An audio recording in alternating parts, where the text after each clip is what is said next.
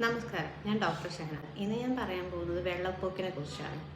സാധാരണയായിട്ട് വെള്ളപ്പൊക്ക്, അസ്ഥിസ്രാവം എന്നൊക്കെ പറയുന്ന ഈ കണ്ടീഷൻ വെജൈനയിൽ നിന്ന്, അതായത് യോനിയിൽ നിന്ന് ഒരു കട്ടിയുള്ള വെള്ള ദ്രാവകം വരുന്നതിനെയാണ് പറയുന്നത്. ഇതിനെ ലൂക്കോറിയ ഫ്ലോറസ് ആൽബസ് എന്നൊക്കെ പറയും.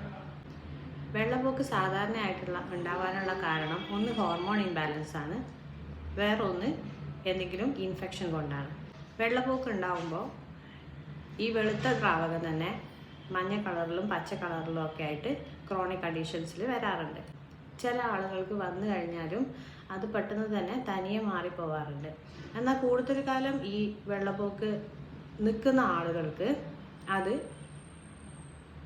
മഞ്ഞ കളറിലും പച്ച കളറിലും ഒക്കെ വെജൈനൽ ഡിസ്ചാർജ് വരികയും അതുപോലെ തന്നെ ദുർഗന്ധം, ഭയങ്കര സ്മെല്ല്, ഓഡ് സ്മെൽസ് അനുഭവപ്പെടുകയും ചെയ്യാറുണ്ട്.